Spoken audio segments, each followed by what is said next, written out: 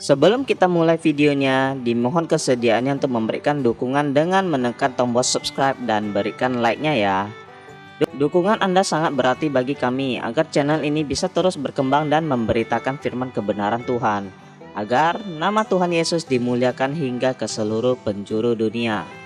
Terima kasih. Amin. Sehubungan dengan tema kita di bulan Juni, ya, semester pertama di tahun ini, saudara, di bulan Juni, dan saudara masih berkaitan dengan integritas keluarga Kristen. Nah, saudara, kita bersyukur kalau kita ini hidup di satu bangsa, di satu negara yang juga memiliki perhatian khusus terhadap perkawinan yang sah atau rumah tangga atau keluarga. Nah, hari-hari ini, saudara, mata dunia ini tertuju kepada Piala Eropa, ya. Siapa di sini yang mengikuti ya Piala Eropa? Ya, kayaknya Pak Ate. Sama-sama suka bola kita, saudara. Nah, saudara, kalau saudara lihat, orang-orang ini orang-orang yang terkenal, saudara, orang-orang yang kaya, orang-orang hebat, ya, pemain-pemain sepak bola yang dibayar tinggi, saudara. Tapi kalau saudara perhatikan kehidupan mereka, ya, pernikahan mereka, rumah tangga mereka, ya, jadi mereka itu punya punya istri dan pacar-pacar mereka itu punya namanya WAGs, ya, wives and girlfriends. Jadi ada kumpulan istri dan pacar daripada pemain-pemain sepak bola. Sehingga kalau ditanya kepada mereka, ya, nah suatu ketika, saudara, seorang pemain sepak bola itu masuk dalam mahligai rumah tangga, diberkati di gereja. Tapi setelah pemain sepak bola ini sudah memiliki 3 anak. Lalu anaknya bertanya kepada ayahnya, saudara, ya, saya kira ini bukan rahasia lagi. Ketika anaknya bertanya, "Pak, kenapa kami bertiga sudah ada, lalu sekarang baru diberkati di gereja?"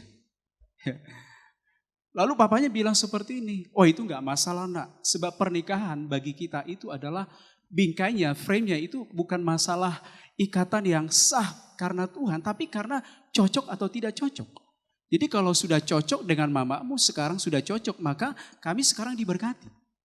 Nah, saudara, itu adalah gambaran daripada pernikahan yang kita lihat dari sebagian kelompok manusia, ya, terutama di negara-negara maju, negara-negara Eropa. Jadi pernikahan bagi mereka itu masalahnya bukan masalah agama, tapi lebih kepada apakah aku cocok dengan kamu. Kalau aku cocok dengan kamu, maka kita akan masuk dalam lembaga pernikahan yang diberkati di gereja.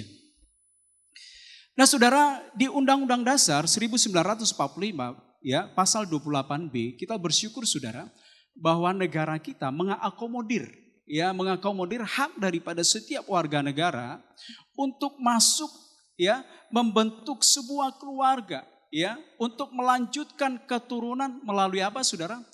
Perkawinan yang sah. Jadi kita bersyukur, saudara, karena Undang-Undang Dasar 1945, ya, ini pasal ini sebenarnya sudah diamandemen. Undang-Undang Dasar 1945 beberapa kali amandemen. Nah, ada hak daripada setiap orang untuk membentuk keluarga dan melanjutkan keturunan. Saudara, itu diberikan jaminan. Tapi melalui apa, saudara? Perkawinan yang sah. Artinya kalau perkawinannya tidak sah, undang-undang tidak mengatur itu. Nah, mari kita lihat, saudara, di dalam Undang-Undang Perkawinan nomor 1 tahun 1974 tentang definisi daripada perkawinan. Perkawinan ialah ikatan lahir batin, saudara, antara 2 jenis kelamin yang berbeda, yaitu pria dengan seorang wanita sebagai suami istri dengan tujuan apa, saudara? Membentuk keluarga atau rumah tangga yang bahagia dan kekal berdasarkan ketuhanan yang Maha Esa. Lalu apa yang terjadi ketika pernikahan itu terjadi di luar undang-undang, ya? Ada orang kumpul kebo, ada perzinahan, maka dikembalikan kepada agama. Sehingga kalau kita secara Kristen, secara hukum gereja, orang yang melakukan kumpul kebo dikategorikan sebagai orang yang melakukan perzinahan dan mereka tidak disebut sebagai masuk dalam ikatan pernikahan yang sah. Nah, Bapak Ibu Saudara, itu sedikit gambaran tentang perkawinan berdasarkan undang-undang. Nah, mari kita lihat, saudara, di dalam Alkitab seperti apa sebenarnya perkawinan yang dituliskan oleh firman Tuhan. Kejadian 2 ayat 18. Kejadian 2 ayat 18. Ya. Tuhan Allah berfirman, tidak baik kalau manusia itu seorang diri saja. Aku akan menjadikan penolong baginya yang saudara, yang sepadan dengan dia. Melihat ayat ini saudara, maka kita setuju inisiator atau inisiasi rencana terbentuknya sebuah lembaga pernikahan itu bukan inisiasi manusia. Bukan manusia, bukan laki-laki, bukan perempuannya yang punya inisiatif untuk membentuk sebuah pernikahan. Nah, kita lihat saudara, Allah sendiri yang punya rencana untuk menyatukan saudara, antara seorang pria dan wanita sehingga Tuhan akan menjadikan seorang penolong yang kemudian disebut sebagai istri bagi Adam. Nah, siapa inisiator daripada pernikahan Kristen? Tuhan. Nah, kita lihat di dalam Mazmur 127 ayat 1. Jikalau bukan Tuhan yang membangun rumah, sia-sialah usaha orang yang membangunnya. Apa pandangan Alkitab tentang pernikahan saudara? Nah, Alkitab mengatakan sekali lagi bahwa jikalau bukan Tuhan membangun rumah tangga, maka semuanya adalah kesia-siaan. Bingkainya itu adalah bingkai yang rapuh. Oleh sebab itu saudara perhatikan, kehadiran pribadi yang tertinggi ini mutlak hadir dalam sebuah rumah tangga Kristen. Sehingga kita bisa melihat definisi rumah tangga Kristen atau keluarga Kristen adalah persekutuan hidup antara seorang ayah, ibu dan anak yang telah percaya dan menerima Yesus Kristus sebagai Tuhan serta meneladani Kristus dalam kehidupan sehari-hari. Kemudian keluarga Kristen adalah keluarga yang berakar, bertumbuh dan berbuah dalam Kristus. Jadi Bapak Ibu Saudara, tanpa Tuhan yang hadir dalam sebuah rumah tangga, maka rumah tangga itu akan menjadi rumah tangga yang rapuh. Dibangun dengan bingkai yang sia-sia. Nah, mari kita lihat saudara, bagaimana para pendahulu kita itu membangun keluarga mereka. Ya, ingat Bapak Ibu Saudara, perkara membangun rumah tangga, kalau Tuhan tidak ada di dalamnya, saudara, rumah tangga itu pasti rapuh. Jikalau bukan Tuhan yang membangun rumah, sia-sia usaha orang yang membangunnya. Nah, saudara, di dalam Ulangan 6 ayat 6 sampai 7, Ulangan 6 ayat 6 sampai 7, saya akan bacakan buat kita pada pagi hari ini. Ulangan 6 ayat 6 sampai 7. Apa yang kuperintahkan kepadamu pada hari ini haruslah engkau perhatikan. Haruslah engkau mengajarkannya berulang-ulang kepada anak-anakmu dan membicarakan apabila engkau duduk di rumahmu, apabila engkau sedang dalam perjalanan, apabila engkau berbaring dan apabila engkau bangun. Saudara perhatikan. Pertama kali Allah menyampaikan perintah untuk mengasihi Tuhan itu bukan kepada anak-anak. Tujuan pertama Allah menyampaikan perintah untuk mengasihi Tuhan ya itu kepada para orang tua, kepada para ayah dan ibu. Jadi bukan kepada anak-anak terlebih dahulu. Itu sebenarnya dalam ayat 6 dikatakan apa yang kuperintahkan kepadamu hari ini haruslah engkau perhatikan. Kalau saudara lihat di dalam ayat 5 dan ke bawah sebelumnya, ini tentang perintah mengasihi Tuhan. Jadi sekali lagi tidak ditujukan terlebih dahulu kepada anak-anak, tetapi kepada para orang tua. Ya, artinya kita harus terlebih dahulu mengalami para orang tua, para ayah dan ibu, mengalami pengalaman mengasihi Tuhan, baru kita bisa bercerita tentang Tuhan kepada anak-anak kita.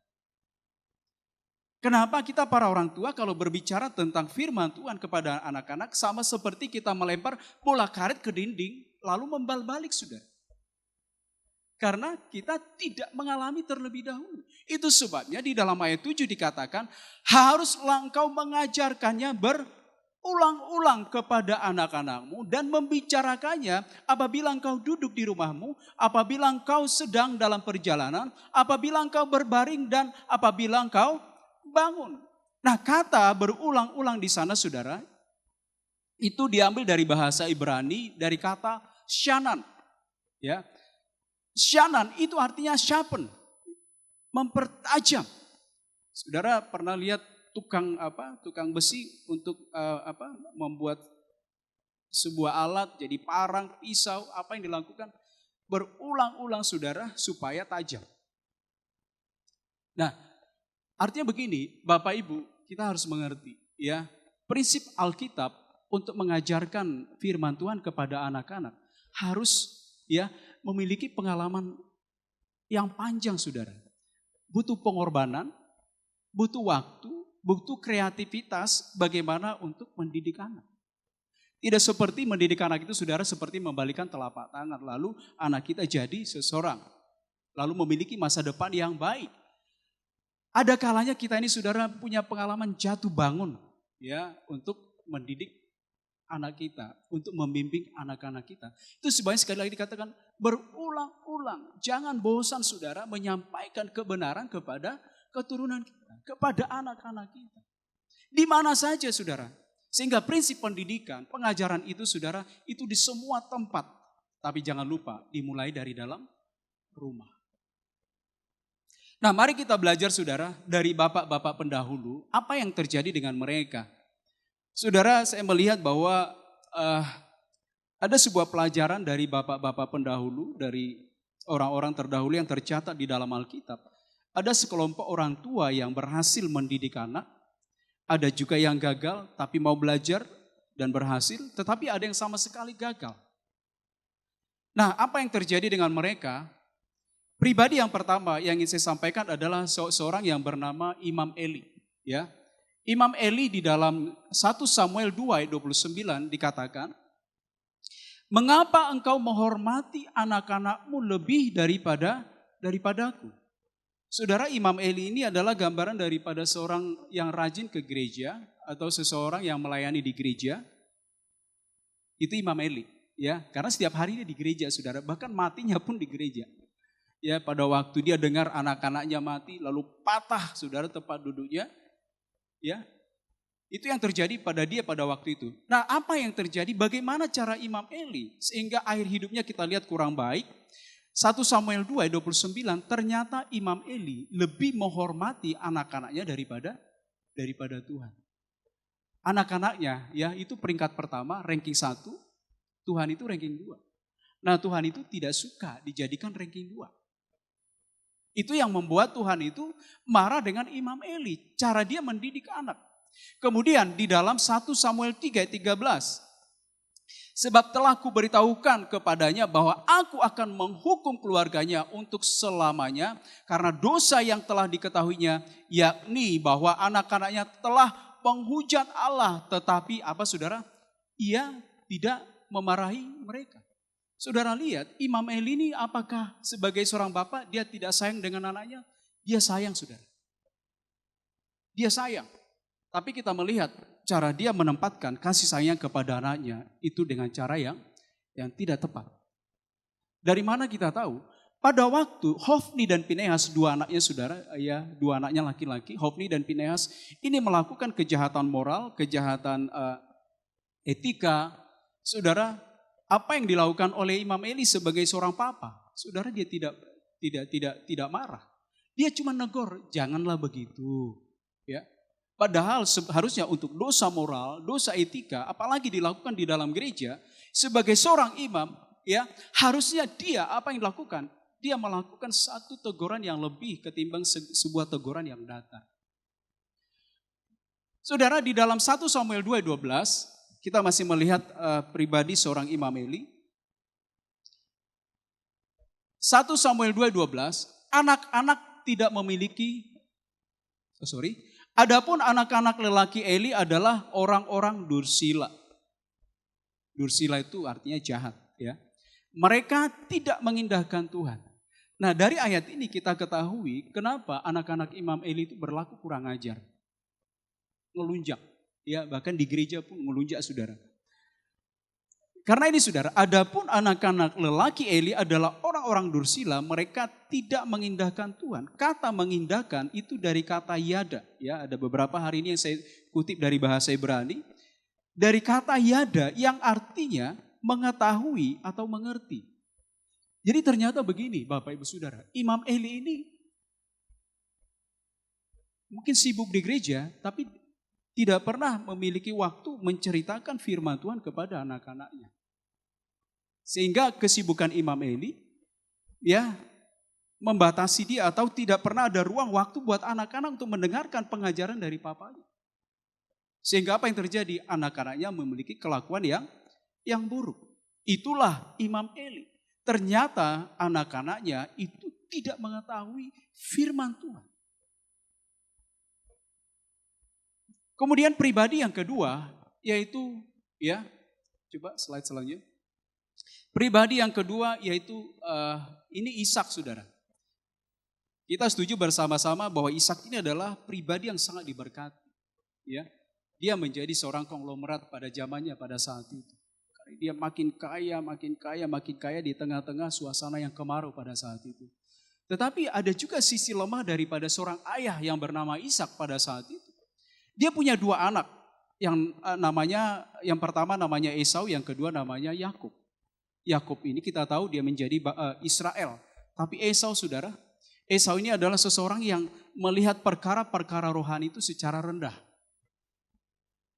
Nah, tidak salah juga Saudara, kalau kita melihat di dalam Kejadian 25 ayat 34. Lalu Yakub memberikan roti dan masakan kacang merah itu kepada Esau. Ia makan dan minum, lalu berdiri dan pergi. Demikianlah Esau, Saudara, memandang ringan hak kesulungan itu. Hak kesulungan ini berbicara perkara-perkara yang rohani.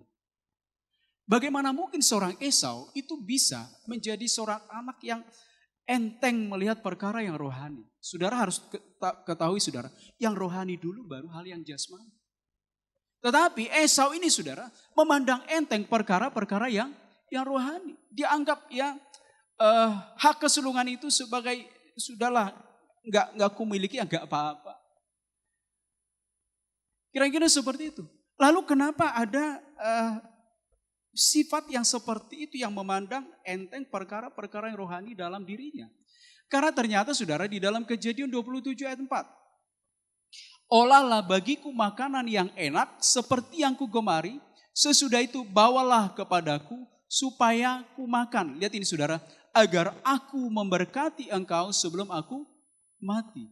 Saudara, bagaimana Ishak, papanya Esau, ini Saudara menyetarakan hak kesulungan, berkat rohani dengan berkat jasmani. Coba lihat Saudara, ayo Esau bawa dong makanan kesukaanku supaya aku memberkati engkau. Jadi Ishak untuk melepaskan berkat berdasarkan apa Saudara? Berkat yang diterima dari anaknya Esau yaitu makanan. Sehingga apa yang terjadi dengan Esau? Yang gak salah Saudara, anak memiliki pandangan yang sama terhadap perkara rohani. Dianggap enteng Saudara. Dia menganggap enteng hak kesulungan yang seharusnya menjadi milik dia.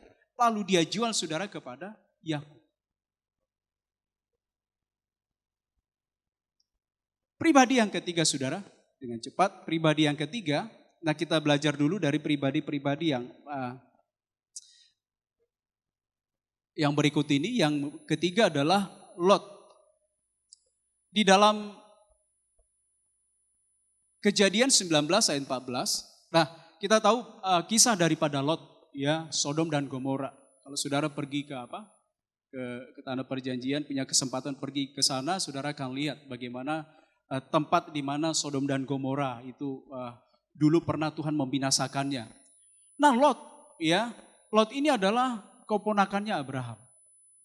Saudara tahu Lot ini akhirnya tinggal di Sodom, kemudian Tuhan memusnahkan Sodom dan Gomora. Tapi kita lihat dulu Saudara, Lot ini adalah keponakan Abraham yang dekat dengan Tuhan. Kemana Abraham pergi, Lot ada di sana. Abraham pergi ke Hebron, Lot ada di sana. Abraham pergi ke Betel, Lot ada di sana. Abraham pergi ke Sikem, ya, Lot ada di sana. Dan setiap kali Abraham pergi ke satu kota, dia selalu berdoa membangun mezbah. Tapi Saudara, saya tidak melihat bahwa Lot ini punya gaya hidup yang sama seperti Abraham. Abraham di satu tempat dia bangun mezbah, dia ketemu dengan Tuhan. Tapi Lot tidak punya, Alkitab tidak memiliki catatan tentang pribadi Lot yang dekat dengan Tuhan. Padahal dia dekat Abraham. Harusnya dia lihat gaya hidup pamannya yang suka berdoa. Tapi tidak ditarik pengalaman Abraham itu ke dalam dirinya. Sehingga apa yang terjadi Bapak Ibu Saudara, ya, Kejadian 19 ayat 14, ya. Pada waktu Tuhan hendak memusnahkan Sodom dan Gomora, Kejadian 19:14, keluarlah Lot lalu berbicara dengan kedua bakal menantunya yang akan kawin dengan kedua anak perempuan. Katanya, bangunlah, keluarlah dari tempat ini sebab Tuhan akan memusnahkan kota ini. Tetapi ia dipandang oleh kedua bakal menantunya, saudara, sebagai orang yang berolok-olok saja. Bagaimana mungkin saudara calon menantu mentertawakan calon mertuanya yang harusnya dihormati, tapi kali ini ketika Lot mau berbicara firman Tuhan, berbicara hal-hal yang rohani, lalu helanya ini, calon menantunya ini ketawa, lucu, ya, calon mertua lucu. Ngapain cerita hal-hal yang rohani? Padahal sebenarnya Lot sedang mendengarkan suara Tuhan melalui kehadiran dua malaikat. Karena Tuhan akan memusnahkan Sodom dan Gomora. Lalu kenapa? Kedua calon menantunya itu saudara mentertawakan, mengolok-olok calon mertuanya. Nah kita lihat dulu pengalaman yang lain. Kejadian 19 ayat 16. Ketika ia berlambat-lambat, maka tangan istri dan tangan kedua anaknya dipegang oleh kedua orang itu, sebab Tuhan hendak mengasihi dia. Lalu kedua orang itu menuntunnya keluar dan melepaskannya di sana. Yang kedua adalah kita melihat bahwa Lot ini sudah ditarik oleh malaikat tangannya saudara. Lot ini masih Masih tell me saudara. Masih lambat. Ya. Masih lambat. Artinya apa? Lot ini orang yang tumpul untuk mengerti apa yang dimaui oleh Tuhan. Tumpul secara rohani, itu bahaya saudara. Kalau kita lebih tajam untuk perkara-perkara yang jasmani, saudara, sementara kita tumpul perkara-perkara yang rohani, saudara lihat pengalaman Lot. Kedua calon menantunya mentertawakan dia. Bahkan dia ada di samping malaikat. Dia pun masih lambat saudara. Masih berlambat-lambat. Padahal Tuhan hendak menyelamatkan dia dan keluarganya. Kalau saudara lihat secara keseluruhan kisah daripada Lot. Bahkan kedua anaknya sendiri. Tidak pernah kita lihat di dalam berita. Kita dengar di dalam berita. Kedua anaknya tanda kutip. Untuk melanjutkan keturunan. Dia harus kasih minum anggur. Kepada ayahnya demi melanjutkan keturunan. Bukankah itu saudara tanda kutip memperkosa papanya sendiri? Nah, kenapa saudara? Karena Lot tidak punya, sebagai seorang ayah, tidak punya pengalaman berjalan bersama-sama dengan Tuhan. Apa yang terjadi Bapak Ibu Saudara? Ketika seorang tua tidak memiliki tanggung jawab dalam keluarga. Saudara, saya mengawali tadi bahwa firman Tuhan untuk mengasihi Allah itu bukan dimulai dari anak, tapi dimulai dari orang tua. Orang tua tanpa tanggung jawab, saudara, itu sebuah dosa. Ya, orang tua tanpa tanggung jawab itu sebuah dosa. Dosa tanpa tanggung jawab sudah ada sejak manusia pertama kali diciptakan. Dari mana kita tahu? Kejadian 3 ayat 12, manusia itu menjawab, perempuan yang kau tempatkan di sisiku, dialah yang memberikan buah pohon itu kepadaku, maka aku makan. Pada waktu Tuhan berkata, siapa yang melakukan ini? Lalu Adam sebagai seorang ayah, dia perempuan. Padahal Tuhan sudah berkata, tanggung jawab atas Taman Eden ada dalam tanganmu. Lalu kenapa engkau hari ini menunjuk kepada istrimu? Adam melepaskan tanggung jawab. Adam mempersalahkan istrinya. Adam mempersalahkan yang lain. Bapak Ibu Saudara, berhentilah saling mempersalahkan dalam rumah tangga. Kemudian ratapan 5 ayat 7. Bapak-bapak kami berbuat dosa, mereka tak ada lagi dan kami yang menanggung kedurjanaan mereka. Apa yang terjadi? Orang tua yang tidak punya tanggung jawab, maka ratapan 5-7 dampaknya adalah pada anak-anak. Orang tua kami tidak ada lagi, tapi kami yang menanggung kedurjanaan mereka. Kemudian di dalam 1 Samuel 4 ayat 21, ia menamai anak itu Ikabod. Katanya, telah lenyap kemuliaan dari Israel karena tabut Allah sudah dirampas dan karena mertuanya dan suaminya. Saudara, Israel menjadi dampak yang lebih luas dari keluarga yang tidak baik. Bagaimana Imam Eli memiliki keluarga yang tidak baik yang kita lihat tadi bersama-sama. Sehingga terjadi Ikabod. Ikabod itu gini, tidak ada kemuliaan. Bangsa Israel menjadi bangsa yang gersang. Bangsa Israel menjadi bangsa yang kering, saudara, tanpa kemuliaan. Nah, selanjutnya saudara, kita akan lihat apa yang terjadi dengan dua pribadi yang memberikan contoh kepada setiap kita untuk contoh yang patut diteladani. Dua pribadi ini saudara yaitu Yakub dan Kornelius. Nah, saya banyak mengangkat tokoh pagi hari ini. Kejadian 32 ayat 22 sampai 23. Pada malam itu Yakub bangun dan ia membawa kedua istrinya, kedua budaknya perempuan dan ke-11 anaknya dan menyeberang di tempat penyeberangan sungai Yabok. Sesudah ia menyeberangkan mereka, ia menyeberangkan juga segala miliknya. Kalau saudara perhatikan ayat ini, dua ayat ini, saya percaya urutannya sudah pas dan tidak ditulis secara kebetulan. Saudara bisa simak, saudara bisa perhatikan apa yang saya masukkan di sana. Perhatikan saudara, frase di dalam ayat maksud saya di dalam ayat 23.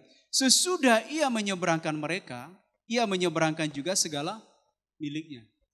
Lihat bagaimana tanggung jawab seorang Yakub terhadap keluarga. Saudara lihat pada waktu dia akan menyeberang sungai Yabok, dia kan lagi masalah dengan abangnya nih, kokonya yaitu Esau. Saudara, apa yang terjadi? Dia akan menyeberangi dengan membawa anggota keluarga yang banyak, saudara, sekitar 16 orang. Saudara bisa bayangkan seorang ayah harus bertanggung jawab atas 16 anggota keluarga. Apa yang dilakukan oleh Yakub, saudara? Sesudah ia menyeberangkan mereka, ia menyeberangkan juga segala miliknya. Nah, pertanyaan saya, saudara, apa atau siapa yang pertama kali diseberangkan oleh Yakub pada waktu menyeberangi sungai Yabok? Apakah hartanya saudara diselamatkan terlebih dahulu?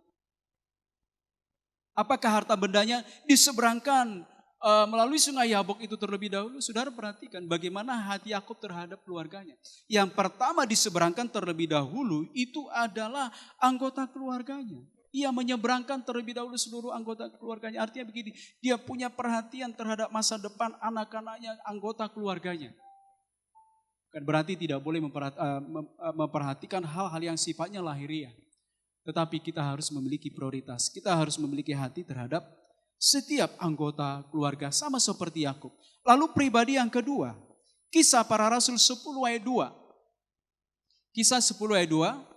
Ia saleh, ia serta seisi rumahnya, takut akan Allah dan ia memberi banyak sedekah kepada umat Yahudi dan senantiasa berdoa kepada Allah. Yang kedua, yaitu Kornelius. Kornelius adalah pribadi yang saleh. Tapi lihat, dia tidak hanya saleh sendirian dengan Tuhan. Dia tidak hanya beribadah sendirian, dia tidak hanya datang sendirian ke dalam gereja, tapi dia ajak anak-anaknya untuk takut akan Tuhan. Siapa Kornelius, saudara?